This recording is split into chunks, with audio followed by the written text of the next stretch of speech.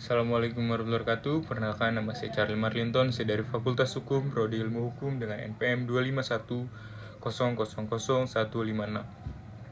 Jadi kali ini saya akan membahas tentang pendidikan anti korupsi untuk generasi muda dan pemimpin bangsa.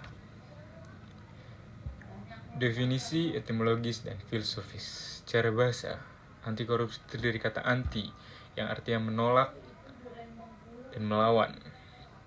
Korupsi juga berasal dari bahasa Latin. Korupsi dihapus dari kata corrumper yang berarti busuk sesuatu yang telah rusak kualitasnya, memutar balikan, mengalihkan hal yang benar menjadi salah.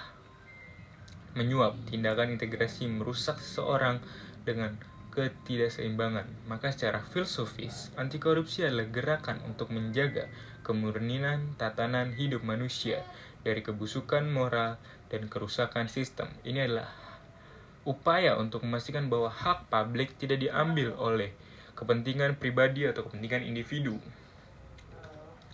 Definisi berdasarkan dimensi tindakan. Anti korupsi bukan sekedar tindakan mencuri uang negara, melainkan mencakup 3 pilar tindakan. Mencegah. Upaya menutup celah memungkinkan terjadinya korupsi, contohnya transportasi anggaran, penggunaan sistem pembayaran non-tunai, dan menyederhanakan birokrasi agar tidak ada uang pelicin. Pendidikan. Proses penanaman nilai-nilai baru ke dalam alam bawah sadar masyarakat agar mereka memiliki rasa muak terhadap korupsi. Ini adalah upaya menciptakan budaya malu, meningkatkan upaya hukum untuk penindakan. Ini adalah upaya hukum untuk menahan pelaku ke pengadilan, memberikan sanksi yang berat, dan mengembalikan uang kerugian negara. Karena yang kita tahu banyak sekali penguasa-penguasa negeri, mereka tidak malu terhadap apa yang mereka telah buat. Contohnya saja, mereka telah melakukan korupsi dan mereka melakukan itu terus-menerus walaupun mereka sudah mendapatkan tindakan. Lalu ada definisi berdasarkan nilai integritas.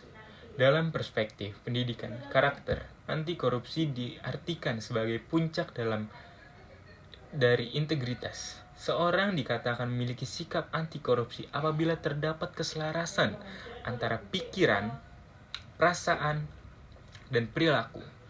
Pikiran mengerti bahwa korupsi itu salah dan merugikan banyak orang. Ada perasaan merasa malu, merasa bersalah jika melakukan tindakan yang tidak jujur. Lalu ada perilaku secara nyata menolak suap, tidak menyontek, dan tidak menyalahgunakan fasilitas untuk kepentingan pribadi atau kepentingan individu.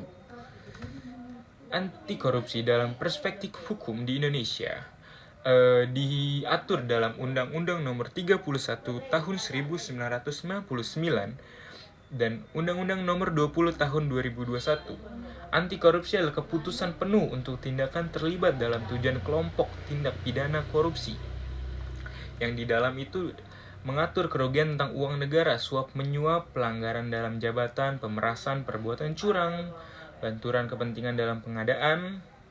Lalu ada gratifikasi atau perilaku memberikan hadiah yang berupa dengan jabatan. Anti korupsi sebagai gerakan sosial. Anti korupsi tidak dapat dianggap sebagai tugas lembaga negara saja seperti KPK, polisi, atau jaksa. Sementara anti korupsi adalah kesepakatan sosial untuk menciptakan keadilan. Gerakan ini mencakup kontrol sosial dari masyarakat itu sendiri. Masyarakat harus berani mengkritik dan melaporkan ketidakadilan. Sanksi sosial. Masyarakat tidak memberikan panggung atau kehormatan kepada pelaku-pelaku korupsi tersebut. Mengapa seperti itu? Memahami anti korupsi secara luas membantu kita menyadarkan bahwa korupsi bukan hanya soal triliun rupiah diberitakan TV. Korupsi adalah perilaku kecil yang diberikan. Contohnya saja korupsi dalam hal dapat terlambat ke kantor, tapi menulisnya di absen itu tidak terlambat. Itu adalah salah satu tindakan korupsi. Anti korupsi yang memiliki untuk jujur mencatat jam datang apa adanya dan siap menerima konsekuensi pemotongan gaji atau tunjangan. Mungkin cukup sekian dari presentasi saya, kurang lebih mohon maaf. Wassalamualaikum warahmatullahi wabarakatuh.